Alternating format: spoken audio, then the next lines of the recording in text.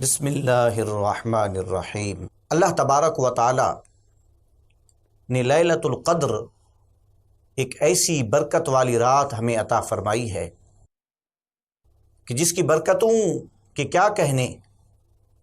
قرآن کریم میں لیلۃ القدر شریف کے متعلق سورہ مبارکہ موجود ہے، جس میں یہ موجود ہے وما ادراک ما لیلۃ القدر لیلۃ القدر خیر من الف شہر، کہ ایک رات کی عبادت کرنا 1000 مہینوں کی عبادت سے بڑھ کر ہے۔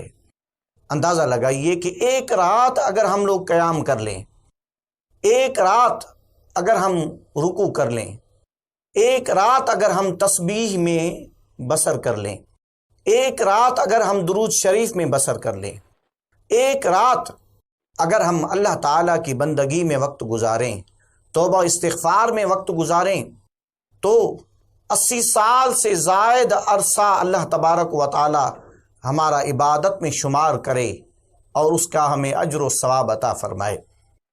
حضرت عائشہ صدیقہ رضی اللہ تعالی عنہا ام المؤمنین فرماتی ہیں کہ نبی پاک صلی اللہ تعالی علیہ وسلم لیلۃ القدر کی تلاش میں اعتکاف فرمایا کرتے تھے، اور جب آخری عشرہ آتا تو نبی پاک صلی اللہ علیہ وسلم اشد میزرہ، آپ صلی اللہ علیہ وسلم اپنی کمر کس لیا کرتے، یعنی عبادت میں آپ جہد فرمایا کرتے، آپ صلی اللہ علیہ وسلم عبادت میں مشقت فرمایا کرتے اور عبادت زیادہ سے زیادہ کیا کرتے۔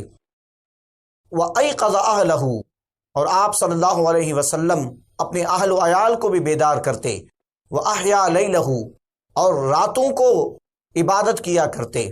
آپ صلی اللہ تعالی علیہ وسلم لیلۃ القدر کو پانے کے لیے آپ صلی اللہ علیہ وسلم آخری عشرے میں زیادہ سے زیادہ عبادت کیا کرتے تھے۔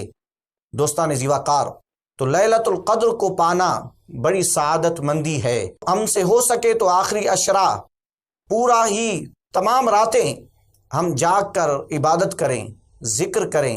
اگر یہ نہیں ہو سکتا تو ہم آخری عشرے کی تاک راتوں میں بیدار رہیں اور تمام تاک راتوں کو عبادت میں بسر کریں، اور اگر یہ بھی نہ ہو سکے تو کم از کم تاک راتوں کی جو نمازیں ہیں ان کو جماعت سے ادا کریں اور تراویح پڑھیں، ذکر و اذکار کریں۔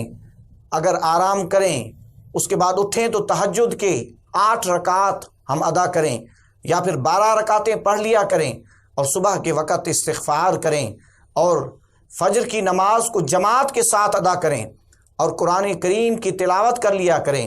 اور حضرت عائشہ صدیقہ رضی اللہ عنہا نے عرض کی کہ یا رسول اللہ، اگر لیلۃ القدر کو پائیں تو کیا کریں؟ تو آپ صلی اللہ علیہ وسلم نے فرمایا کہ یہ پڑھا کرو، اللہم انک عفو تحب العفو فاعف عنی۔